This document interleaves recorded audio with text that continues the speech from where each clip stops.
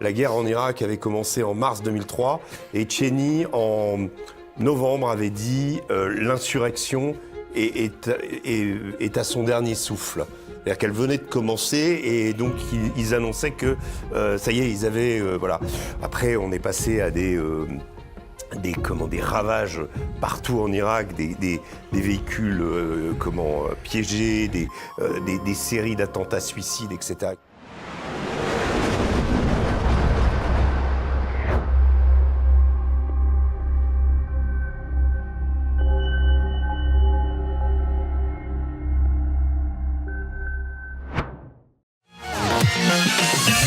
Bienvenue à Bistro Liberté, le débat libre et non conformiste. Au programme de cet épisode, l'actualité électorale bien sûr et le conflit au Moyen-Orient qui se répand comme une tache d'huile. Pour en parler, l'invité spécial d'Éric Morillo est un grand reporter depuis près de 30 ans. Comme reporter de guerre, il a couvert de nombreux conflits en Afghanistan, en Syrie, en Irak, au Mali ou encore dans le Donbass. Il est le seul journaliste français à avoir fait les reportages des deux côtés du conflit ukrainien. Cet ancien directeur adjoint du magazine Paris Match est chroniqueur à CNews, Radio Courtoisie et le JDD. Il est directeur de la rédaction du média d'investigation et de terrain Omerta qu'il a fondé en 2022. Journaliste reconnu, il a interviewé de nombreuses personnalités comme George Bush, Barack Obama ou encore Bachar el-Assad. C'est aussi un auteur à succès. On retiendra Daesh, publié en 2016, Assad en 2018, La vérité du terrain, paru en 2022, et tout dernièrement, Qui est le diable, l'autre ou l'Occident. Son grand professionnalisme est reconnu et il recevra 2 prix. Celui de la presse internationale en 2017, décerné par l'Association de la presse étrangère en France pour sa couverture du Moyen-Orient. Un an plus tard, il reçoit le prix de la meilleure enquête journalistique décerné par le jury des magazines de l'année. Mais ça, c'était avant que ne soit lancée une fatwa à son encontre par la bien-pensance qui juge ses analyses incompatibles avec la doxa occidentale. Ces véritables gardiens de la communication le chassent de la presse mainstream, mais aussi de l'armée qui, en 2022, se sépare de lui en tant que colonel de la réserve de l'armée de l'air. Pour nous, c'est tout simplement l'un des derniers grands reporters français. Je vous demande d'accueillir Régis Le Sommier. Tandis que les bombardements se poursuivent en Iran et qu'Israël affirme être entré dans une phase décisive de la guerre, Tsahal continue en parallèle ses frappes contre le Hezbollah au Liban. De son côté, Donald Trump affirme que Téhéran serait désormais, je cite, complètement vaincu et prêt à négocier. Emmanuel Macron a lui appelé Israël à engager des discussions directes avec le Liban et proposé de les accueillir à Paris. L'implication de plusieurs puissances militaires au Moyen-Orient soulève désormais une question. Ce conflit au Moyen-Orient peut-il s'étendre à l'ensemble de la planète ? Voilà donc la question. Vaste sujet, donc avec nous pour en parler. On est ravis de vous avoir, Régis Le Sommier, puisque je pense que vous êtes, si ce n'est peut-être l'un des meilleurs, si ce n'est le meilleur expert. Et donc, quel dommage pour France Télévisions de ne pas vous solliciter. Hein. On leur laisse... Et là, ils nous ont ressorti qui, j'ai vu, mais c'est formidable. Hein. Même sur l'Ukraine, ils ont sorti... non, c'est BFM qui nous a ressorti l'ancien espion. L'espion là, qui a été vu... Tchernov, ouais. Voilà. Il a repris du service. Ouais, il a repris du service. Bon, pour revenir donc à ce qui se passe en Iran, aux dernières nouvelles, donc hier, Emmanuel Macron a annoncé que la France ne participerait pas dans le contexte actuel, donc marqué par les bombardements, aux opérations de sécurisation voulues par Donald Trump dans le détroit d'Ormuz. En revanche, une fois la situation apaisée, elle pourrait prendre part à des missions d'escorte de navires. Donc ça, c'est magnifique, c'est le fameux en même temps. Oui. Et il a réagi d'ailleurs, Donald Trump. Il a dit d'ailleurs l'OTAN que ça prenait des centaines de milliards, mais que ça servait à rien quand on avait besoin d'eux, mais qu'on n'aurait pas besoin d'eux finalement. Qu'est-ce que ça vous inspire, Régis Le Sommier ? Moi, quand j'ai entendu Donald Trump, là tout à l'heure, vous avez montré montré l'extrait, nous expliquait que l'Iran était à genoux, tout était terminé. Tout à coup, ça m'a rappelé, là, juste à l'instant, des déclarations de Dick Cheney en novembre 2003, puisque j'étais correspondant aux États-Unis à l'époque. La guerre en Irak avait commencé en mars 2003, et Cheney, en novembre, avait dit l'insurrection est à son dernier souffle. C'est-à-dire qu'elle venait de commencer et donc ils annonçaient que ça y est, ils avaient voilà. Après, on est passé à des ravages partout en Irak, des véhicules piégés, des séries d'attentats suicides, etc., etc. Et c'est monté à plusieurs centaines de morts par jour. Donc, si vous voulez, ces déclarations, c'est toujours le même processus que notre ami Pierre-Yves Rougeron a eu ce terme exact. Il a dit, je ne sais pas si vous vous souvenez du film Un jour sans fin. C'est un jour sans fin appliqué au Moyen-Orient, c'est-à-dire il y a une sacro-sainte croyance chez l'Américain qui date des fondements de l'Amérique, que l'usage de la force va tout régler, que le feu, l'arme à feu est potentiellement libératrice et va conduire à la démocratie. Et à chaque fois, alors que les Américains ont à la fois pour l'Afghanistan et pour l'Irak 10 ans pour l'Irak, 20 ans pour l'Afghanistan, d'expériences de contre-insurrection, de guerres qui ont été malmenées au départ, pour lesquelles on a fait venir des généraux, par exemple le général Petraeus, pour corriger la trajectoire de la guerre, eh bien, on recommence avec cette croyance que sous des pluies de bombes, on va arriver à résoudre un problème. Je citerai pour terminer, entre 1965 et 1975, le Vietnam, qui est le pays qui a été le plus bombardé au monde, a reçu 7,5 millions de tonnes de bombes. 7,5 millions de tonnes.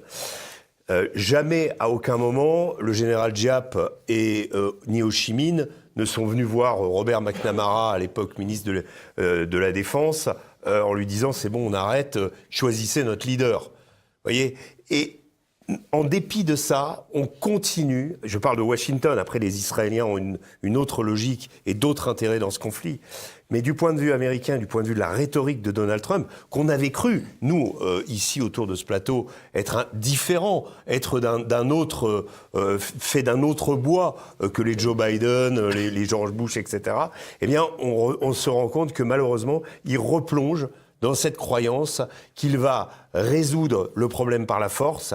Et déjà, on peut sentir, avec les conséquences économiques jouées à fond par l'Iran sur les pays du Golfe, sur les bases américaines, que le talon d'Achille, il était là, que personne n'a vu venir le truc. Personne, je parle, il y a un certain nombre d'experts, y compris le chef d'état-major de Donald Trump, monsieur Dan Kane, le général Dan Kane, qui lui avait dit attention, il n'y a pas assez d'intercepteurs pour les missiles iraniens et nos alliés risquent de souffrir. Voilà. Donald Trump a choisi de ne pas en tenir compte et de recommencer une guerre exactement comme George Bush l'avait fait. Sur Macron, c'est ça qui m'intéresse. La France, elle doit s'impliquer davantage dans ce conflit. Est-ce qu'il mettra en danger la France ? Il avait commencé, la première réaction de Macron au démarrage de ce conflit, ça avait été de dire qu'il n'avait pas été mis au courant. Donc là encore, constat d'échec, aveu, on est complètement sur le côté. On vient maintenant nous solliciter, ça c'est le paradoxe de Trump, qui après avoir insulté les Européens, ne les avoir pas tenus au courant, avoir eu, même les Britanniques au début, vient maintenant en leur disant il va falloir faire une armada pour libérer le détroit d'Ormuz. Tout le monde, ou à peu près, lui a dit non. Je crois que ça c'est nouveau, ça. Que la plupart des alliés de l'Amérique disent on va pas aller réparer les pots cassés de ce que tu as fait. Ce qui est très intéressant avec l'histoire du détroit d'Ormuz, et moi ça me rappelle vraiment cette prophétie de Colin Powell au début de la guerre en Irak, qui à la veille de la guerre, invité par George Bush à s'exprimer sur ce qu'il pensait réellement de la guerre, a dit à George Bush, lui a dit vous savez, Monsieur le Président, c'est la règle du magasin de porcelaine. Tu casses quelque chose, tu le payes et cette chose t'appartient. Avec le détroit d'Ormuz, c'est un peu ça, aujourd'hui avec Donald Trump. C'est-à-dire que 20% du pétrole de la planète passe par là. Les Iraniens sont visiblement maintiennent le détroit ouvert pour leurs propres navires.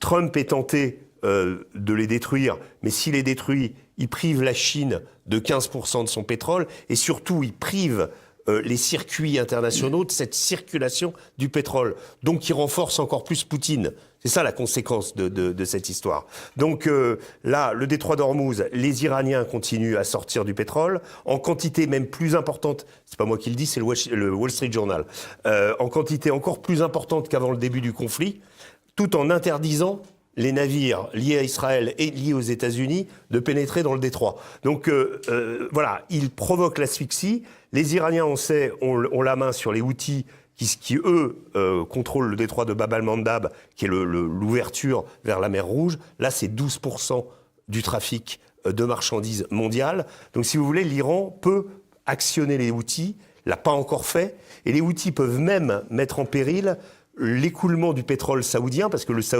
les Saoudiens utilisaient le golfe Persique, mais ils utilisent aussi un pipeline qui leur permet d'arriver directement sur la mer Rouge. Et cette ville, dont j'ai oublié le nom, pardonnez-moi, mais cette ville est directement sous le feu des Houthis. Donc les Houthis peuvent aussi empêcher les Saoudiens d'écouler leur pétrole. Donc vous pouvez imaginer le scénario catastrophe qui n'est pas encore complètement au point. Pour le moment, il n'y a que le détroit d'Ormuz. Benjamin Blanchard. Oui, alors le parallèle avec la guerre de 2003 est vraiment impressionnant parce que je rappelle que le président Bush aussi, il avait été élu en faisant campagne sur l'isolationnisme, exactement comme Trump. Et puis, sitôt élu, il avait fait exactement l'inverse.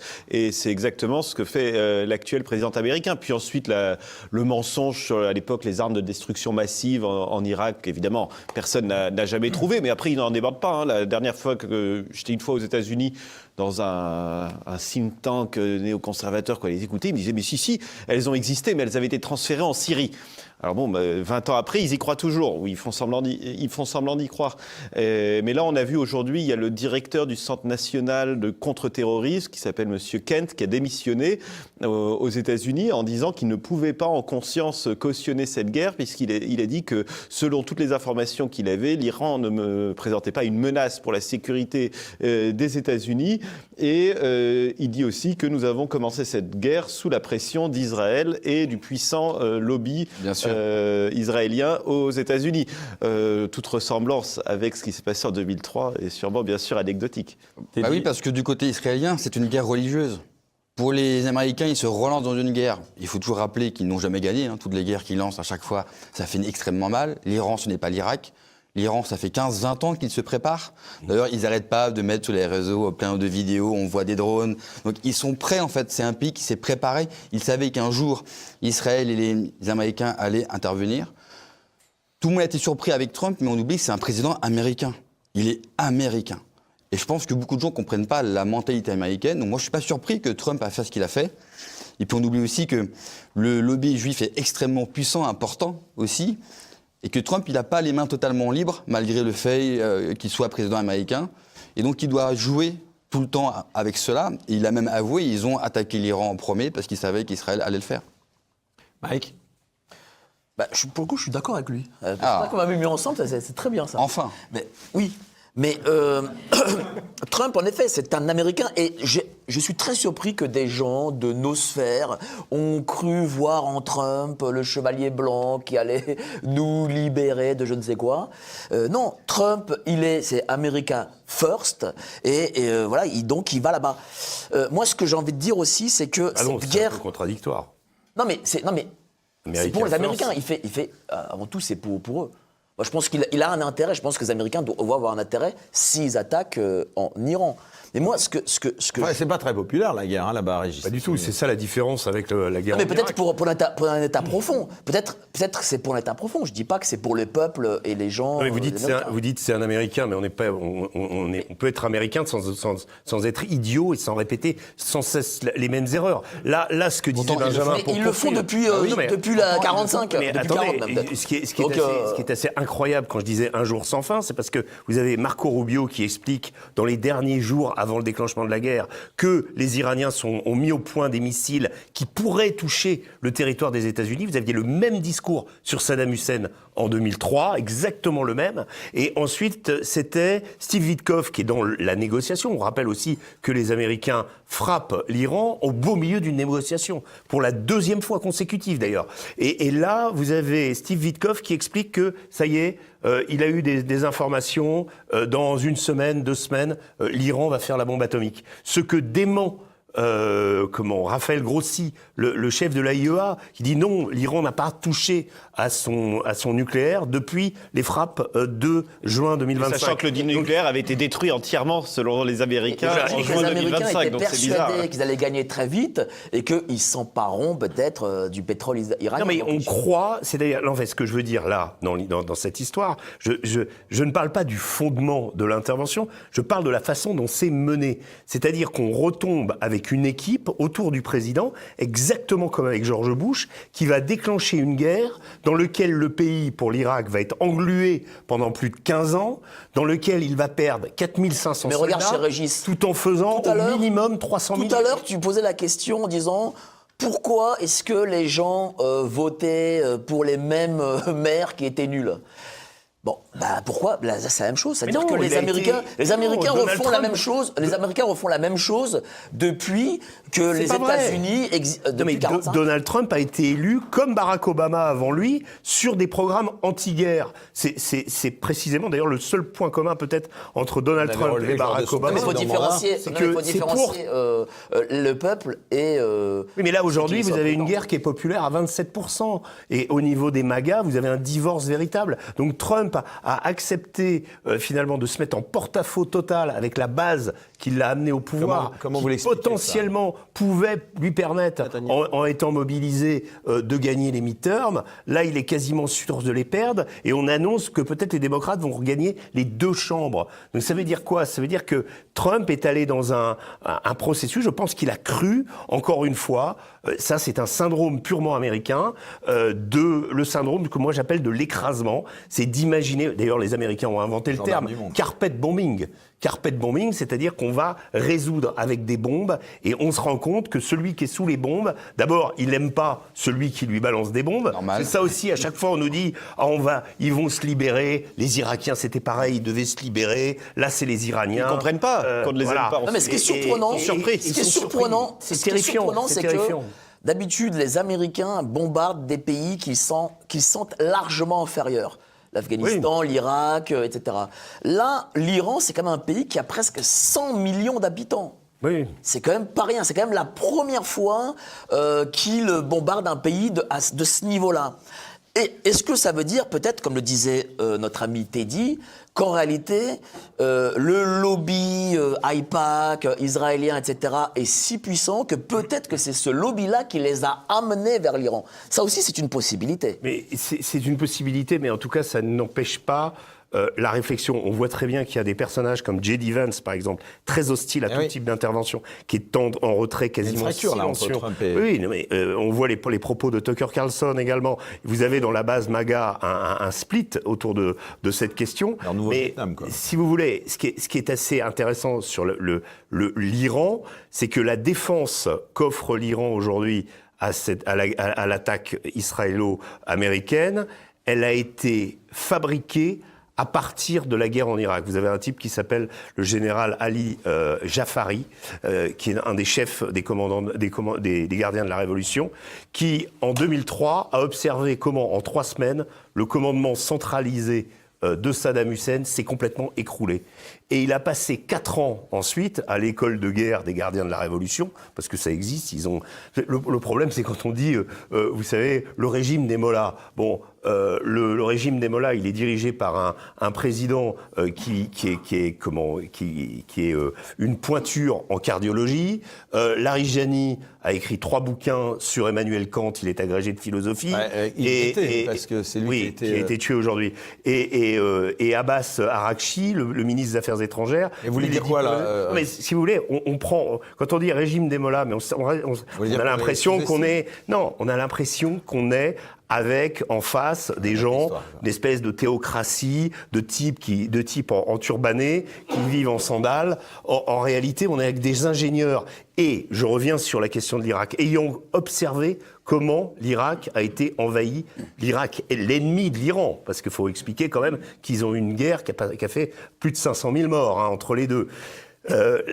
Jafari, il s'est dit, il faut que je fasse une armée une mosaïque complètement décentralisée, en utilisant les 31 provinces d'Iran, qui permet aujourd'hui que, si la tête est coupée, ça continue à fonctionner. C'est-à-dire que l'Iran a passé plus de 20 ans à imaginer la situation qu'elle est en train de vivre aujourd'hui. Tout a été prévu, sauf que la grande différence entre l'Iran et nous... Tu as un Mollah et puis on en... Oui, il y en a un deuxième qui arrive. Il y a peut-être des questions qui ne sont pas géopolitiques, peut-être. Alors je vais faire mon complotiste. Parce que je le suis. Peut-être qu'il y a la question Epstein aussi dans l'affaire du fait pourquoi est-ce qu'on bombarde maintenant. C'est pas idiot de le penser. Moi je vous explique l'architecture de la riposte iranienne. Je suis pas compétent pour vous dire oui, Trump a décidé ça parce qu'il a vu que ça allait sortir, qu'il était dans les... ça peut jouer. Hein. Voilà. Peut-être, je n'en sais rien. Mais ce que je veux dire en tout cas, c'est que l'Iran, depuis 20 ans, passe son temps à programmer ce qui est en train d'arriver aujourd'hui, et que ça arrive, et que surtout l'Iran, de par ses dispositions d'esprit, je vous disais, Larry Gianni est spécialiste d'Emmanuel Kant, ce sont des gens qui nous connaissent par cœur. Or, nous ne les connaissons pas. C'est ça le problème qu'on a aujourd'hui. C'est-à-dire, dans cette attaque américaine, il y a une part d'ignorance, de mépris de l'adversaire. Sun Tzu, général chinois du VIe siècle, disait « ne jamais mépriser l'adversaire ». Il disait aussi qu'on conduit la guerre pour faire en sorte que l'ennemi arrête de combattre. C'est ça que fait l'Iran aujourd'hui. Donald Trump, lui, Sun Tzu, c'était l'art de la guerre. Donald Trump, c'est l'art du deal. L'art du deal, c'est de frapper, ensuite de négocier. Je pense que l'art de la guerre est sur ce coup mieux embarqué que l'art du deal. Allez, il est resté silencieux jusqu'à maintenant. Charbel. Je pense aussi que derrière les intentions de Trump et d'Israël, il y a aussi un gros sujet économique aussi derrière, parce qu'au large du Liban, vous devez très, très bien le savoir, il en revient, il y a des gisements de gaz naturel qui sont énormissimes, qui n'ont jamais été exploités jusqu'à présent. Tout ça à cause de la présence du Hezbollah. Ils avaient peur que ça tombe justement entre les mains du Hezbollah, qui dirige le pays, il faut dire les choses comme elles sont, et donc que ça finirait entre les mains des Iraniens de facto. Et au large de Gaza, c'est pareil. D'ailleurs, c'est pour ça qu'en pleine guerre de Gaza, Israël, en pleine guerre, a commencé à exploiter les gisements de gaz naturel de Gaza via 12 sociétés, quelque chose comme ça. Et donc voilà, donc je pense qu'il y a aussi une bonne partie d'énergie là-dedans et de volonté de s'accaparer l'énergie au Proche-Orient, au large. Le détroit d'Ormuz, j'aimerais y revenir. Ouais. On peut l'applaudir, ouais. Mais le blocage du détroit d'Ormuz, est-ce que ça peut déclencher vraiment, on va dire, une confrontation militaire directe là? Est-ce que ça peut s'aggraver? Moi, je peux vous apporter juste une petite information, parce que j'écoute énormément les analystes arabes. Donc, je parle couramment l'arabe. Et ils ne sont pas du tout d'accord, si vous voulez, avec ce qu'on dit ici sur le détroit d'Ormuz. Pour eux, débloquer le détroit d'Ormuz, c'est très facile, puisque aujourd'hui la marine iranienne, elle est par terre, Israël, elle bombarde du matin au soir, et quand on écoute, encore une fois, c'est pas moi, ce sont les analystes arabes sur les chaînes arabes, Al-Hadas, Al-Arabia, Al Jazeera, donc c'est plusieurs chaînes, c'est pas des chaînes qui sont vraiment que pro-iraniennes ou pro-américaines. Ils expliquent que pour eux, débloquer le détroit d'Ormuz, c'est pas si difficile que ça. Ils expliquent qu'il y a plusieurs îles et qu'aujourd'hui, la marine iranienne ne possède plus que des Zodiacs qui sont planqués dans des grottes et qu'ils enverraient chargés d'explosifs en mission suicide contre des navires. Et ça, au fur et à mesure du temps, ils arriveraient, d'après leur dire, les Américains, les Israéliens, la marine américaine surtout, en arriverait à bout. C'est peut-être pour ça aussi que Trump, il dit, on n'a pas besoin de vous. C'est peut-être aussi pour ça. Et la deuxième chose, et je terminerai là-dessus, Trump, on voit ses sorties depuis quelque temps maintenant. Ça y est, l'Iran est vaincu. Ça y est, aujourd'hui, là, l'armée, je vous le disais tout à l'heure, il l'a dit là, et c'est sorti sur Al-Hadas, et il a dit que l'armée iranienne est totalement décimée, elle est vaincue, je sais pas quoi. Moi, je pense qu'il est en train d'envoyer des messages, parce qu'il veut pas engager ses troupes, il est très mal en point chez lui, il est en train d'envoyer des messages rassurants. Bah oui, mais bien sûr, 27% d'opinion favorable pour la guerre, j'appelle ça mal en point, avec les midterms. Il est en train d'envoyer des messages au peuple iranien, c'est-à-dire soulevez-vous. Vous inquiétez pas, on les a bien affaiblis, soulevez-vous, parce que ce qu'il veut, à mon avis, c'est Partagez, de Régis, l'intérieur. cette analyse. Et ils n'arrêtent pas de le dire, ça. Ils n'arrêtent pas de le dire, les Américains, c'est du point de vue américain. On n'a jamais vu un peuple se soulever bien par sûr. injonction de l'Occident. Mais moi, ce que je vous dis, c'est encore les mêmes lubies. Ça fait.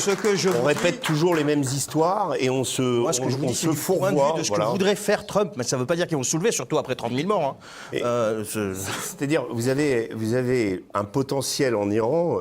Je vais vous dire, pour moi, le pire des scénarios qui pourrait se produire.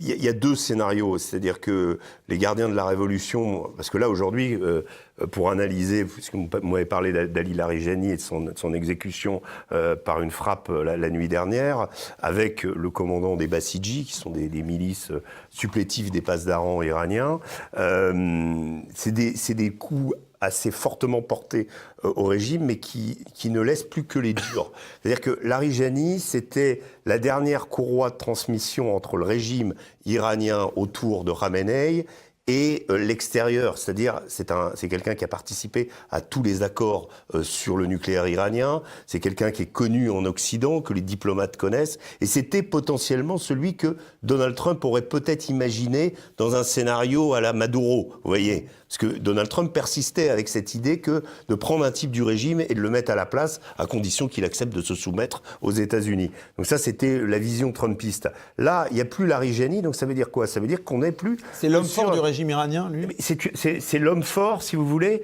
dans le fait qu'il maîtrise depuis des années. Il a été chef du Parlement iranien, il était président du Comité suprême de sécurité nationale, donc c'est quelqu'un qui dirigeait l'appareil, c'est quelqu'un qui a une connaissance absolument fine de tous les rouages. C'est un tournant dans le conflit, là, Oui, parce qu'il ne reste plus que les militaires, il ne reste plus que les gardiens. Et les gardiens, ils sont dans une optique, on va dire, de guerre, on est dans une forme eschatologique, quoi. C'est-à-dire, c'est la fin des temps, c'est Karbala pour les chiites, Karbala étant la bataille qui a donné la naissance de l'islam chiite avec la mort d'Hussein, le fils d'Ali, le martyr d'Ali. Et donc le martyr, quelque part, éliminer un guide suprême comme Khamenei à 86 ans, c'était peut-être le plus beau cadeau qu'on pouvait lui faire. Ça veut dire quoi? C'est en plus en plein mois de Ramadan, aux mains des ennemis désignés comme le grand Satan et le petit Satan dans l'imaginaire chiite iranien. Quelque part, vous déclenchez quelque chose. Et vous déclenchez quelque chose pas seulement au niveau de l'Iran, vous le déclenchez au niveau des alliés de l'Iran. Parce que l'Iran n'a pas seulement amassé des quantités de missiles, des quantités de drones depuis Ils ont commencé avec les drones, je regardais, en 95. On n'a toujours pas un drone propre dans l'armée française. On est en phase, mais les Iraniens ont commencé en 95 à imaginer. On les avait vus faire avec la guerre en Ukraine. En novembre 2022, ils offrent les Shahed, les fameux drones à 20 000 ou 30 000 euros, aux Russes qui, avec eux, parviennent à pénétrer le rideau défensif ukrainien jusqu'à détruire un tiers du réseau électrique ukrainien en plein hiver. C'était l'OTAN totalement surpris par comment ces drones arrivent à fonctionner. Et surtout, ces drones ont cette particularité qui est extrêmement désagréable pour l'Occident et les Américains, de faire que pour être intercepté, l'intercepteur coûte 100 fois, 200 fois, 300 fois le prix du drone. Donc ça veut dire que l'Iran, à peu de frais, peut se permettre. Mais comment a-t-on pu imaginer que l'Iran n'utiliserait pas les Shahed contre les bases américaines? Ça, moi, quand je dis les guerres lancées comme ça, sans véritablement plan, sans avoir planifié, c'est exactement ça. Et donc là, aujourd'hui, vous avez donc un Iran, en plus de la construction de ce matériel militaire atypique, parce que l'Iran n'a pas cherché à avoir une marine. Quand je vois Donald Trump se foutre de la marine iranienne, mais les Iraniens n'ont jamais investi dans la guerre des porte-avions. On voit bien que les porte-avions, aujourd'hui, ils sont très puissants, mais ils sont aussi un peu vulnérables avec tout ce qui se balade dans le ciel. Et avec les problèmes autres que connaît le Gerald Ford en ce moment, qui va bientôt être retiré du théâtre d'ailleurs, on comprend que tout ça, on est en train de changer d'époque. On est sur une époque de technologie. Alors les Israéliens, eux, sont très forts pour le ciblage de leurs adversaires, ils sont très forts dans l'assassinat ciblé. Le Mossad a montré qu'il maîtrisait... Israël peut éliminer tous les hommes importants de Téhéran, d'après vous? Oui, mais la question, c'est les commandants locaux. La question, c'est toute cette force des gardiens de la Révolution qui, du coup, se trouve dans un combat eschatologique, comme je le disais, se retrouve dans un combat où ils n'ont plus rien à perdre, comme le Hezbollah, et vont combattre jusqu'au bout. Et la question, c'est qu'en combattant jusqu'au bout, combien de victimes vont-ils pouvoir faire? Quelle nocivité, jusqu'à où ils vont pouvoir aller? Et ça, on est vraiment dans une interrogation totale, où l'Iran, quelque part, aujourd'hui, fait face à une armée américaine et israélienne qu'elle ne cherche pas à vaincre, mais qu'elle cherche à amener dans ce piège qui fait que l'Iran, en balançant un missile, 2 missiles, et en maintenant justement cette instabilité, est en train de couler l'économie mondiale. Ça va couler l'économie mondiale. On va bouffer des cailloux très vite. On aura le litre à 4 et 5 euros très vite. Les avions, je crois qu'il y a une compagnie norvégienne qui a commencé à réduire ses vols à cause du coût du... Et il reste 50 000 Français, qui sont coincés. Et j'ai eu des témoignages certains. 50 000 Français sont coincés en Asie, en Thaïlande, en Malaisie, à Singapour, et ils ne peuvent pas rentrer. Air France leur propose des billets à 10 000 euros pièce. Les consulats, les ambassades françaises leur disent en gros, débrouillez-vous, on n'en a rien à foutre. C'est vraiment honteux. On devrait s'occuper aussi de ça plutôt que d'envoyer le Charles de Gaulle à plusieurs millions d'euros par jour. 1 million par jour. Ouais. Jusqu'où peut aller l'escalade, d'après vous, Benjamin Blanchard?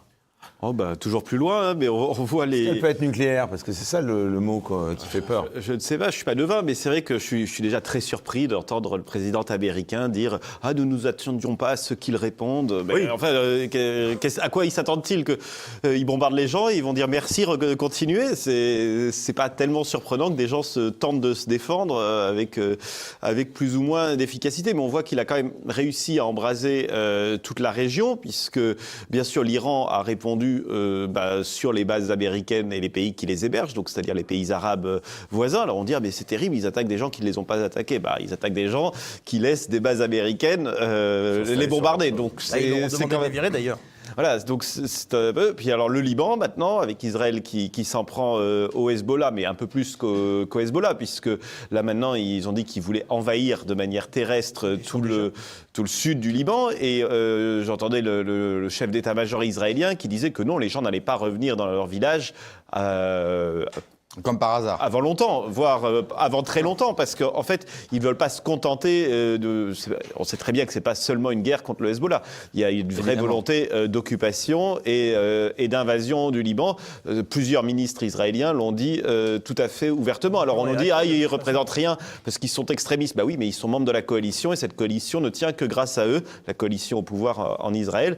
Et donc non, ce qu'ils disent n'est pas absolument ridicule, etc. Et puis il y a l'Irak aussi qui est au bord de l'explosion du fait de cette guerre, puisque les milices chiites irakiennes, qui étaient les alliés des Américains et des Français dans la guerre contre Daesh, ces milices bombardent les bases américaines, ont bombardé la base française, et ils sont bien armés, bien entraînés. Et pour parler justement aussi d'un autre pays, le Liban, là, vous revenez du Liban, Régis Le Sommier, vous avez d'ailleurs réalisé un documentaire qui sera disponible sur Omerta, je crois, à la fin du mois.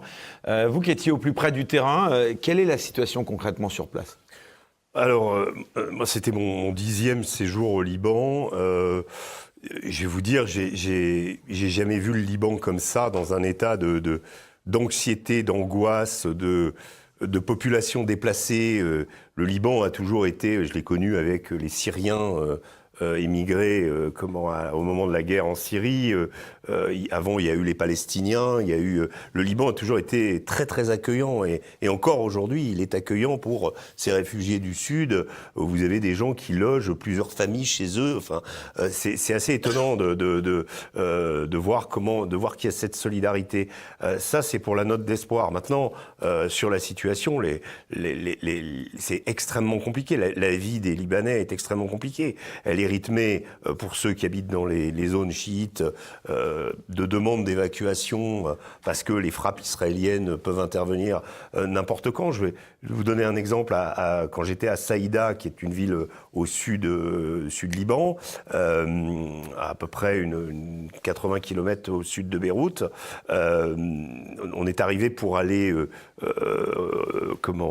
travailler sur un camp de réfugiés du sud, des gens qui venaient de la région de Nabatiyé et de Kiam, enfin des gens qui avaient déjà...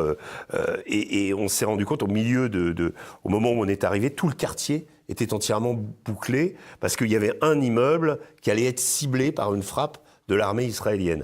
Donc ça veut dire quoi? Ça veut dire qu'on mobilise les pompiers, on mobilise la police, on ne sait pas trop... et d'ailleurs, les gens ne savent pas trop où mettre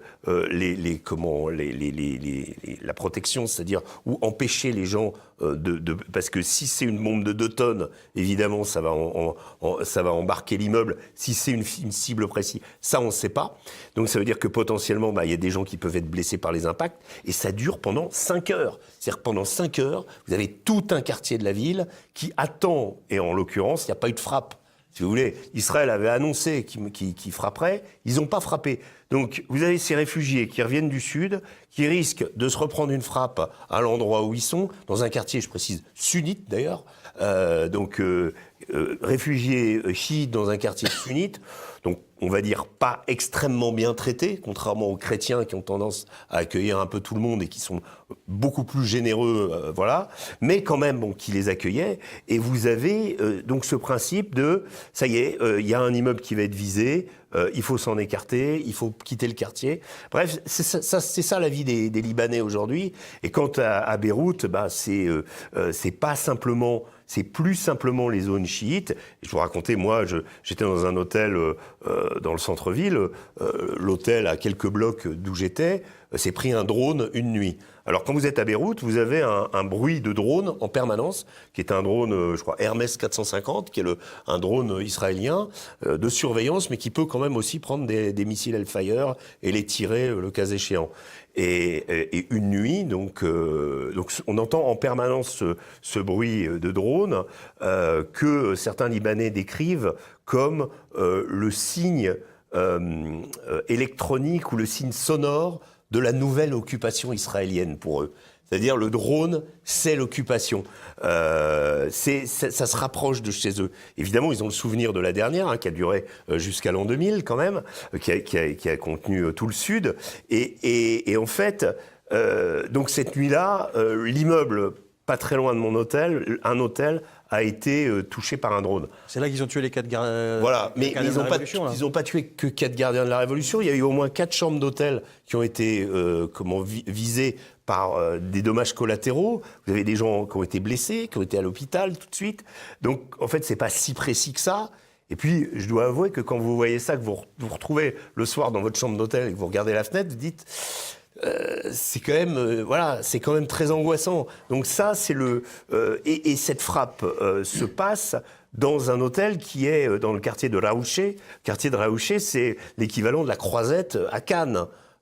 C'est pas un quartier du fin fond de Beyrouth avec c'est la promenade des Anglais. Et voilà. Et donc vous avez une frappe de drone. Vous avez encore un autre immeuble le soir qui a été touché. Et pendant la nuit également, une tente de réfugiés là sur la corniche a été touchée par une frappe. Il y a eu 7 morts. Parce que vous avez les réfugiés qui viennent, qui garent leur voiture. Parfois, leur quartier est à côté, mais c'est souvent des réfugiés chiites.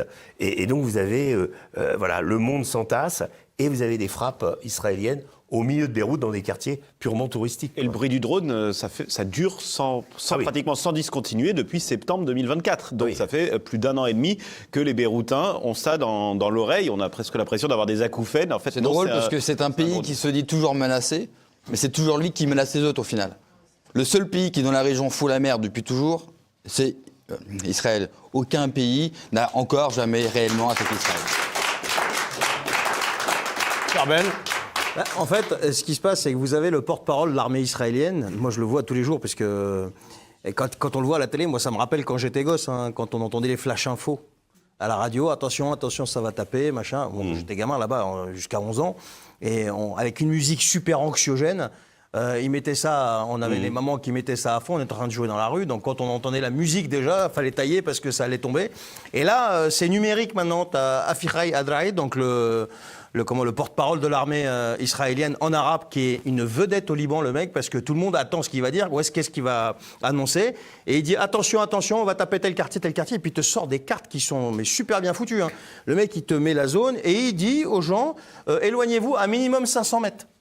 Non mais est-ce que vous imaginez ce que les gens vivent sur place ? C'est-à-dire, casse-toi de chez toi à minimum 500 mètres parce qu'on va foutre ton immeuble par terre. Et ce qu'il faut savoir, c'est que quand ils détruisent un immeuble, il n'y a pas que l'immeuble qui est détruit. Le lendemain, le surlendemain, il se peut, et c'est déjà arrivé, que des immeubles aux alentours tombent. Moi, j'ai un ami qui habite à Sapti, et vous devez certainement connaître. Il est vraiment de son balcon, il voit la banlieue, il est sur la banlieue sud de Beyrouth, comme d'ici, le bout de la rue, là. Et en fait, il m'a expliqué que quand il y a eu la guerre de 2006, il m'a dit, on sentait l'immeuble chez nous qui faisait bouh, comme ça, et d'un coup, on regardait en face, de l'autre côté, on voyait un immeuble tomber. On n'entendait même pas le bruit que ça tombait ni quoi que ce soit, mais on voyait l'immeuble, mais c'est que ça tous les jours. Et il ne faut pas croire que c'est que la banlieue sud ou je ne sais pas quoi. Non, maintenant, c'est tout le Liban qui est concerné. Pourquoi ? Parce qu'aujourd'hui, les Israéliens, avec la technologie qu'ils ont, il y a un super article qui est sorti sur un média arabe que j'ai retranscrit, que j'ai traduit, que j'ai mis sur mon Patreon. Ils expliquent comment ils utilisent l'intelligence artificielle pour traquer les personnalités, quelles qu'elles soient, une fois qu'ils sont avec 90% de taux de réussite, donc 10% de marge d'erreur. Et ils traquent ces gens-là, donc ça veut dire que même s'ils vont se cacher quelque part au nord du Liban, en quartier chrétien, en quartier sunnite, en quartier peu importe, Druze, si le mec il est là, ils vont taper quoi qu'il en soit. Et ils préviennent pas toujours. Ça veut dire qu'il y a des morts qui sont là, qui n'ont rien à foutre là, et ils savaient même pas qu'il y avait un type qui était recherché chez eux. J'aimerais qu'on s'arrête un peu sur le Hezbollah. Est-ce que le Hezbollah peut être durablement affaibli par Israël ? Le Hezbollah a surpris aussi, alors peut-être pas de façon aussi spectaculaire que l'Iran, mais on avait annoncé le Hezbollah plus diminué par la guerre qu'il a menée contre Israël. Hein, depuis le 8 octobre 2023 jusqu'à novembre 2024, il y a eu une guerre intense, l'élimination de Nasrallah, de la plupart des cadres historiques du Hezbollah aussi, par des frappes ciblées sur les quartiers sur Dariyeh, sur le faubourg sud de Beyrouth et l'ensemble des quartiers chiites, Red Creek, voilà, et où a été éliminé Nasrallah. Donc Israël a connu beaucoup de victoires symboliques sur justement les cadres aussi de la force Ridwan. Si vous voulez, la force Ridwan, c'est l'équivalent, c'est les forces spéciales du Hezbollah en fait. Vous avez Nasser et Ridwan. Vous avez deux unités extrêmement combatives, extrêmement aguerries. Et donc on s'était dit, la guerre s'est arrêtée parce que Israël avait perdu dans ses opérations en 2024 beaucoup de soldats aussi au sud et que il était singulièrement diminué. Aujourd'hui, ce qui a été démontré et une des raisons pour laquelle les Israéliens veulent on va dire, nettoyer le sud Liban, c'est aussi parce que finalement le Hezbollah a montré qu'il était capable de se redéployer, de faire des nuits dans lesquelles il balance 200 roquettes sur Israël, plus des drones. Donc il a encore un potentiel. Et il a surtout des armes iraniennes qui sont utilisées pour la première fois. En particulier des missiles anti-chars extrêmement performants qui peuvent être tirés jusqu'à 16 km de distance sans forcément visionner la cible. Ça veut dire un potentiel de nuisance. Aujourd'hui de Merkava aujourd'hui. Voilà. Et donc là, Israël, vous savez, comme le Hezbollah, c'est des ennemis qui se connaissent intimement, quoi. Ils se sont fait la guerre tant de fois et les Israéliens savent que l'aventure de l'occupation du Liban Sud, c'est pas forcément un très très bon souvenir. Le retrait en 2000 a permis au Hezbollah d'exploiter ça et de se présenter comme le mouvement de résistance qui a fait plier Israël, qui a été le gardien du Liban, etc., etc. La popularité du Hezbollah a substantiellement diminué depuis que l'organisation s'est aventurée à l'international, dans la guerre en Syrie, et ensuite a pris fait et cause pour le Hamas après le 7 octobre. Les Libanais considérant que le Hezbollah, qui s'était offert comme protecteur du Liban pendant longtemps, s'aventurait dans des choses qui n'avaient plus rien à voir avec le Liban. Donc il y a dans la communauté chiite pas mal de dissensions. Vous avez aussi sur l'inféodation du Hezbollah à l'Iran. Là, vous avez des pro-iraniens, et puis vous avez des tendances qui sont plus libanais. Et vous avez aussi la milice Amal, qui elle est donc radicale chiite libanaise, mais qui n'est pas inféodée à l'Iran. Donc c'est très complexe. Et en mauvaise posture aujourd'hui d'ailleurs. Oui, tout à fait. Politiquement, par contre, je pense que le Hezbollah a pris vraiment cher, notamment avec justement le Amal, qui est l'autre parti chiite, qui a pris ses distances, qui est le parti du président du Parlement, Nabir Berri, qui a vraiment pris ses distances avec le Hezbollah. Et en fait, on assiste, je crois, à la fin de l'axe chiite qui, en fait, pesait sur la vie politique libanaise, puisque c'était la seule communauté qui était unie. Toutes les autres, il y a plein de partis qui se disputent, etc., que ce soit les sunnites, les druzes, les chrétiens, alors que les chiites, il n'y avait qu'un seul groupe, le Hamal et le Hezbollah faisaient un tandem indissoluble. Ben là, ça y est, c'est fini. Nabir Berri a pris ses distances avec le Hezbollah, et je pense que ça change radicalement la politique libanaise. Il devait y avoir des élections dans 2 mois. Elles ont été repoussées à dans 2 ans. Alors, ce qui est notable, c'est que tous les partis chrétiens se sont opposés à ce report, mais là, pour le coup, il y a eu un accord entre les chiites et les sunnites et les druzes. Tout le monde est tombé d'accord contre les chrétiens pour repousser les élections. Alors 2 ans, c'est une spécialité au Liban. Le Parlement se prolonge régulièrement parce qu'ils sont trop contents d'y être. Dans la République, il faut 2-3 ans pour en élire un. Donc c'est un peu compliqué. Mais je voulais rebondir sur ce que dit Benjamin, sur ces divisions intra-chiites et le fait que le Hezbollah n'ait plus la souveraineté qu'il avait, d'être le haut du panier, on va dire, et de faire finalement État dans l'État au Liban. C'est qu'aujourd'hui, le Hezbollah n'a plus la Syrie. À l'époque, il pouvait se servir de la Syrie comme cordon ombilical pour être attaché à l'Iran. Il y avait l'axe Bagdad, Damas, Beyrouth. Voilà, qui faisait transiter par la plaine de la Beka, par les routes militaires du Hezbollah. On les voyait quand on allait en Syrie. Il y avait, même à l'aéroport de Beyrouth. C'était à Masna, juste à côté, au moment où on traversait la frontière pour passer du Liban en Syrie. Il y avait, on voyait très bien des portails juste à côté, et c'était la route militaire du Hezbollah par lequel transitaient sans doute les missiles que les Israéliens tapaient régulièrement aussi.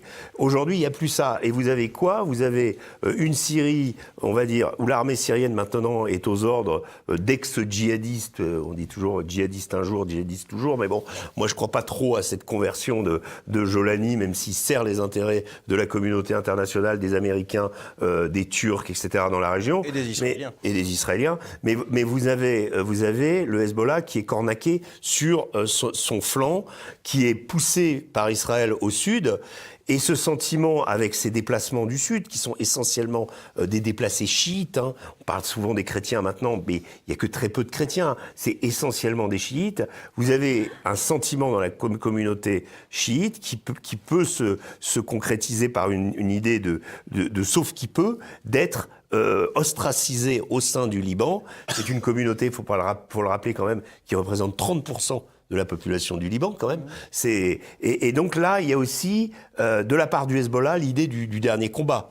L'idée de faire Karbala. D'ailleurs, ils parlent de Karbala régulièrement dans leur comité. Et il l'a dit, le chef, voilà. Naïm Kassem, il l'a dit. Hein. Voilà. Mais il ne faut pas oublier un truc aussi, c'est comment, après 1990, les accords de Taïf qui ont mis fin à la dite guerre civile, toutes les milices, à l'époque, ont été dissoutes. Donc d'ailleurs, le patron des forces libanaises, Sameh Jarjar, il a fini en prison. Voilà, c'est le seul qui a fait de la prison, qui a fait 11 ans de prison et qui a payé... Après avoir accepté les accords de Taïf. Et puis, voilà. Mais c'est le seul qui a payé quand même le prix de la guerre. 11 ans de prison. Il est resté 11 ans de prison au ministère de la Défense, à je ne sais plus combienième de sous-sol. Et le seul parti, la seule milice qui a gardé les armes, ça a été le Hezbollah. Pourquoi ? Parce que on avait encore le Sud-Liban qui était occupé, et donc il y avait un pseudo-consensus au Liban de considérer que cette milice, c'était une résistance face à l'occupant israélien. Donc il y avait toute cette aura dont il profitait. Et moi, je me souviens en 2001, quand je suis arrivé comme casque bleu au Liban Sud, Israël venait de partir.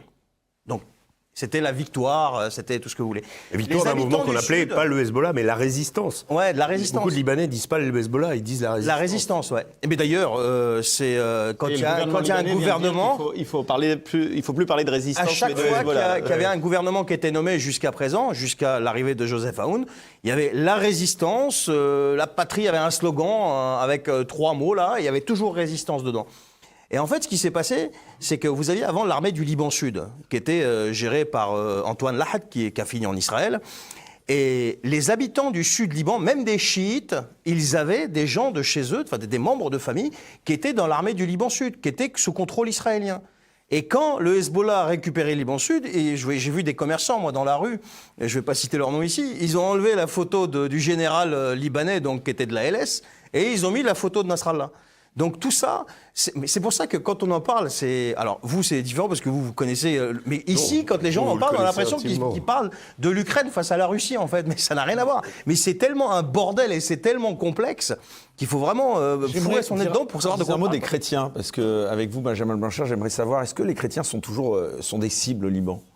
Ah oui, dans le Sud, ils sont des cibles comme tous les autres habitants du Sud. Oui, le père Pierre Elraï, que nous connaissions bien, qui a été assassiné dans son village par un char israélien. Alors on a bien vu, 2-3 jours après, il y a eu des tentatives des propagandistes israéliens de dire que...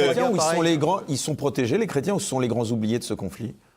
Ah bah, ils sont chassés, c'est comme les autres habitants du Sud, ils sont chassés, et s'ils veulent rester, parce que en fait les gens ne veulent pas partir parce qu'ils savent qu'ils ne reviendront jamais, de toute façon les Israéliens l'ont dit, et ils ne veulent pas partir, mais s'ils ne partent pas, leur compte est réglé, et leurs villages sont attaqués par Israël, même si ce sont des villages où il n'y a pas de gens du Hezbollah. Alors, il y a une petite nuance. Même si... Normalement, c'est la France qui doit protéger les chrétiens. Ouais, non, mais Macron, elle a déjà, toujours qui été protège depuis les Français. François Ier. Mais je voudrais dire un mot sur La l'armée France libanaise. protège les chrétiens et elle ne le fait pas, elle s'en fout complètement, même en Arménie d'ailleurs, elle s'en fout de tout. Et bon, ça c'est normal, c'est la République laïque, c'est comme ça. Mike, attends, parce dire un mot qu'en sur France, l'armée tu as la droite qui ne dit pas un mot. Ah, en plus. Alors, Benjamin et ensuite Teddy. Oui, je voudrais dire un mot sur l'armée libanaise, parce qu'il est de bon ton actuellement de taper sur l'armée libanaise en disant « Oh, mais ils auraient dû désarmer le Hezbollah, ils ne font rien. Elle est pointée du doigt par les Américains. Ils sont nuls, etc. » Il faut savoir que depuis Taïf, l'armée libanaise a été démantelée avec l'accord de toutes les puissances garantes de Taïf, donc les puissances régionales. Ça va du camp syro-iranien à l'autre camp, Israël, l'Arabie Saoudite, les États-Unis. Jusqu'à 1943, l'affaiblissement de l'armée libanaise, si je peux dire un mot, j'en parlerai juste après. Mais après, dans les années 80, il y avait eu un chef charismatique, etc. Elle avait tenté d'être redressée. Mais depuis, ça a été décidé que l'armée libanaise ne devait être rien d'autre qu'une gendarmerie, et encore une gendarmerie piètrement équipée. Et donc, maintenant, on leur dit, il faudrait qu'ils fassent ci, il faudrait qu'ils luttent contre Israël, il faudrait qu'ils luttent contre le Hezbollah. Non, mais c'est une blague. C'est une blague, ils n'ont rien. Il y a quelques années, il y avait eu un accord entre l'Arabie Saoudite, la France et le Liban. L'Arabie Saoudite devait financer des achats d'armes. La France devait fournir les armes. L'Arabie Saoudite devait payer. Et ça devait être pour l'armée libanaise. Qu'est-ce qu'il y a eu ? Je parle sous le contrôle de Régis. Rien. Il n'y a rien eu. Il n'y a rien eu. Et donc maintenant, on dit il faudrait qu'ils fassent. Mais arrêtez, ils ne peuvent pas. Ils ne peuvent pas.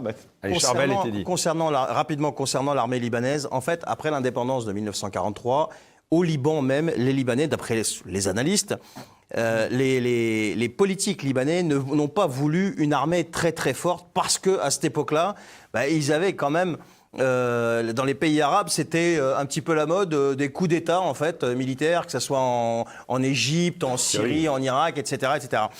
Et au fil du temps, ce qui s'est passé, c'est qu'on a gardé une armée faible.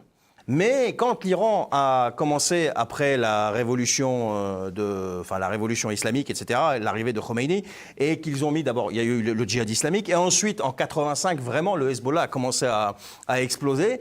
Là, l'armée libanaise, elle était complètement, après la guerre civile, elle a complètement éclaté. Il y a eu des scissions au sein de l'armée libanaise, donc il y en a qui sont partis vers les chiites, d'autres vers les sunnites, d'autres vers les chrétiens, et donc l'armée libanaise, c'était devenu plus rien du tout. Et donc ce qui fait qu'aujourd'hui, venir reprocher à l'armée libanaise de vouloir désarmer le Hezbollah, qui compte quasiment 2 fois plus d'hommes, beaucoup plus équipés, beaucoup plus entraînés, je trouve ça quand même vraiment hypocrite. D'ailleurs, c'était l'objet d'une vidéo aujourd'hui, j'ai expliqué pourquoi, bon là on n'a pas le temps, mais j'ai expliqué le pourquoi du comment, de 1943 jusqu'à aujourd'hui. Il y a un autre truc aussi qui est très, très important, le Liban. Si on avait une armée forte au Liban, ce serait le seul pays qui détient une armée multiconfessionnelle forte aux frontières nord d'Israël. Et ça, c'est inacceptable. Mais là, il faut revenir à un truc qui est quand même essentiel. C'est est-ce que le conflit qu'il y a entre Israël, les Américains et l'Iran peut déboucher sur la Troisième Guerre mondiale? Non. Et en effet, si, moi je pense que ça peut déboucher sur un conflit à Troisième très Guerre mondiale, forte c'est une guerre C'est la intensité. question finale que j'aimerais vous Parce que poser c'est à ça, en tous. fait, le Personne truc. ne va se lancer là-dedans. Régis, C'est- on en parle depuis longtemps de ce risque de Troisième Guerre mondiale. Après, quelle configuration pourrait-elle prendre? En fait, moi, ce que je vois, c'est En tout cas, que le Moyen-Orient est devenu le centre névralgique de la géopolitique mondiale aujourd'hui. il l'a été plusieurs fois de suite. Et là, avec l'Ukraine, il y avait eu un autre focus. Maintenant, on est revenu dans quelque chose On n'en d'assez parle plus de l'Ukraine, classique. d'ailleurs. Non, l'Ukraine est passée à la trappe, pour la grande joie de Poutine, qui continue à financer sa guerre avec le prix du pétrole à la hausse. Moi, je serais chinois, je me dirais... Taïwan, c'est pour moi. C'est oui. mon moment. Non, mais quand vous regardez l'état des stocks de munitions américains, Ils peuvent pas. israéliens, les Chinois, eux, ils ont tout ce qu'il faut. Hein. En drone, S'attaquer à la s'y Chine, connaissent. Mais justement, la question, cher Régis, est-ce que, sachant que le dôme de fer a de moins en moins de munitions, que les Américains ont de moins en moins de munitions, les Américano-Israéliens ne peuvent pas perdre cette guerre. Ils ne peuvent pas perdre cette guerre, sinon ils passeraient pour Ils des vont pas la imbéciles. perdre. Et comment mais non, mais Israël ils peuvent peut pas- tenir non, mais ils peuvent autant pas, de fronts dans la durée comment Israël peut tenir face à autant de fronts ouverts C'est sur la pour durée? ça qu'Israël, on va dire aujourd'hui, a sollicité... Ils ont les moyens a sollicité l'allié américain qui lui permet... Les pays arabes n'ont pas bougé encore, les alliés. Hein. Les alliés arabes n'ont pas bougé, l'Arabie Saoudite n'a pas bougé. Hein. Mais le vrai truc, on sent d'ailleurs qu'ils sont réticents à bouger. Les Européens nous finira par position bouger. des- Mais au bout d'un moment, ils vont être obligés. Moi, je pense, je suis persuadé que les Européens, par le biais de l'OTAN, de l'Union européenne, j'en sais rien, finiront par bouger parce que ce sera pas possible de rester comme ça en l'état, Oui, ne mais serait-ce que avec par le quoi? Ils n'auront pétrole. pas le choix par Peut-être rapport à avec, l'OTAN. peut-être avec Ils rien. n'auront pas le choix mais- par rapport à l'OTAN. On a Si rien. l'autre il ferme le robinet, c'est 70% des Mais voilà. financements de l'OTAN. Donc, du coup, c'est on les satellites sera militaires, obligé- c'est le renseignement militaire, c'est le parapluie nucléaire Oui, sur mais c'est pour l'Europe. ça que le conflit pourrait être à haute intensité, peut-être mondiale, parce qu'on sera dans l'obligation Peut-être d'y pas, aller. mais je pense que ça sera, ça sera conscrit. Ah mais, Et non, mais, toutes oui, les- mais c'est toutes pas la les- Seconde toutes- Guerre mondiale. Enfin, c'est pas la Seconde Guerre mondiale. Les Allemands ils viennent. Oui, non, mais je sais bien. C'est-à-dire Mais que, tu vois. c'est pour ça, en fait, si tu veux, ils ont des leviers encore, les Américains, les Israéliens, enfin, surtout les Américains. C'est pour ça que Trump paraît foufou, mais il est quand même serein. Je suis persuadé qu'il reste quand même serein, parce qu'il a un gros levier qui est l'OTAN. Alors, Macron peut non, il veut fanfaronner tant qu'il l'abandonner veut. aujourd'hui, là. En attendant, Macron, il a envoyé le Charles de Gaulle, il a envoyé le groupe aéronaval qui coûte 1 million par jour. On a subi un acte de guerre en Irak par une milice qui compte entre 500 et 1000 hommes, et il a été incapable de faire décoller un Rafale pour aller les dézinguer. Alors que c'est ce qu'il aurait fallu faire, parce qu'on a perdu quand même un adjudant-chef qui est la fine fleur de l'armée française et 6 blessés graves. C'est un acte de guerre contre la France. Première chose. Deuxième chose, ce type-là, avec son Jean-Noël Barrot, ils vont bomber le torse face à Poutine, mais bravo, c'est bien. Mais quand il faut vraiment faire du concret, c'est-à-dire défendre la France et les intérêts de la France en protégeant nos militaires, ils sont aux abonnés absents et ils vous parlent de quoi? Des 90 milliards affilés à ZZ. Donc c'est un petit peu, c'est pas possible. Bon, là, Teddy, vous pouvez qu'applaudir ce que dit Charbel, non? Oui, évidemment. Non mais c'est la vérité. Je veux dire, moi ça m'énerve parce que j'étais militaire français, Et en c'est la plus, vérité. c'est- aujourd'hui, on a appris que la France n'avait plus aucune munition. Donc même si on se pointe là-bas, on ne pourra rien faire. C'est ridicule. Ça, vous confirmez ça ou pas? Ça, j'ai pas l'état des stocks de munitions françaises, mais... Il y a de quoi être inquiet quand même un peu, non? Non, mais je sais qu'on on promet... Je pense que Déjà en Ukraine, on avait Oui, soi-disant, on a donné promis tout. qu'on allait augmenter notre budget. Je pense que les Allemands, eux, sont en train de le faire, pour le coup. Ils achètent américain. Quand ils décident... Oui, ils achètent Ils ont le américain. mais ils budget vont et le l'arme faire. nucléaire aussi. Ils visiblement. ont débloqué l'autre jour, le Bundestag a débloqué pour des achats d'armes une enveloppe de près de 45 millions d'euros. C'est-à-dire, c'est l'équivalent du budget de la défense française. Voilà, donc les Allemands, ils vont passer à 10% et ils vont refaire une grosse armée. Je disais l'autre jour une blague d'un journaliste 35 milliards. allemand. Milliards, ouais. Oui, milliards, pardon. Excusez-moi. Je disais l'autre jour une blague d'un journaliste allemand qui disait, en gros, à propos de la Russie et de l'Ukraine, il disait, en gros, vous demandez à l'Allemagne de construire une grosse armée pour traverser la Pologne et aller attaquer la Russie. Vous voyez? Bon. Jamais bon quand l'Allemagne reconstruit une arme. Voilà, mais l'Allemagne, elle est partie, là. Et nous, malheureusement, on est je trouve encore trop dans des déclarations, dans Parce qu'il nous faut des chefs, monsieur Le Sommier, il nous faut des vrais chefs. Il ne nous faut pas des types là qui... Non, il nous faut Allez, des on va vrais bientôt chefs. terminer. En tout cas, Régis Le Sommier, vous aviez sorti un livre intitulé l'année dernière « Qui est le diable, l'autre ou l'Occident ?» C'était aux éditions Max Millon. On va mettre la couverture en illustration. Et sur la 4e de couverture de votre ouvrage, il y avait cette citation de Donald Trump qui date du 1er novembre 2024 que j'aimerais vous relire parce qu'elle est quand même édifiante à la relecture aujourd'hui. Nous avons dépensé 9 trillions de dollars à bombarder comme des malades le Moyen-Orient.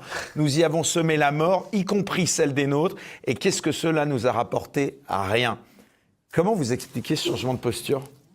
C'était la promesse électorale, la promesse du président de la paix, sur laquelle il sait, on va dire... Premier mandat, on l'avait salué, d'ailleurs. Oui, c'était le président des no-guerres. Il avait déjà commencé les assassinats ciblés, parce que je me souviens de Qassem Soleimani, le général iranien, qui avait été assassiné 2020. à l'aéroport de Bagdad, alors qu'il venait pour des négociations avec les Américains. Donc là aussi, c'était assez grandiose dans la manœuvre. Hein. Non, d'ailleurs, c'est intéressant. C'est vrai que pendant les négociations, il commence les négociations, il laisse croire à l'adversaire que tant que la négociation est en cours, il va rien se produire, et il frappe pendant la négociation. C'est là où on est.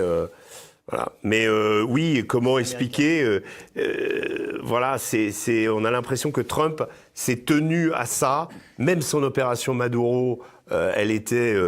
On s'empare de Maduro, on tue un certain nombre de personnes autour. Et on met son adjointe à la place et on casse la baraque, l'opération impeccablement menée. Et ensuite, on peut dire à la base MAGA, regardez, on a fait une opération de police. On ne parle plus non plus du Groenland. Non, mais je ne sais pas pourquoi, sur le Groenland... Il ne va pas abandonner. Non, mais par contre, si, il est sur Cuba, là, maintenant. Il aimerait bien... Il a complètement étouffé. C'est très facile, Cuba. Moi, j'ai fait un reportage le mois dernier. J'y ai passé 10 jours. L'île est complètement asphyxiée. Là, pour le coup, c'est plus d'électricité. Les gens ressortent les charrettes et les chevaux parce qu'ils n'ont plus de... dans la rue. Ah, mais c'est le souvenir de ce qu'ils avaient appelé les années spéciales. C'était après 91, après la chute de l'URSS, où Cuba a connu des famines. Là, Cuba est complètement asphyxié par les États-Unis. Allez, un mot de conclusion de tous, là, sur tous ces fronts ouverts. La voix de la France, c'est quoi aujourd'hui ? Une voix qui, de la voix de notre propre président, n'a pas été tenue au courant de l'opération contre l'Iran, qui est peut-être la guerre la plus importante après la guerre en Ukraine. Donc ça veut dire que nos alliés américains ne nous tiennent pas au courant, enfin Donald Trump ne tient pas au courant. Ne porte pas dans une grande estime. Hein. Non, mais quand même, ça veut dire 8 que... sur 10, c'est pas mal quand même. Voilà. Oui, c'est ce qu'il a dit hier. La perfection de la France. Il nous donne des leçons, quoi. Mais bon, après, Trump, je ne sais pas où il va, là. Franchement, je peux comprendre des positions... Donc vous en venez un Macron. peu, finalement, de Trump, à vous entendre. Mais non, mais à partir du moment où... moi, je suis un peu comme Tucker Carlson, c'est à partir du moment où on promet d'être un président...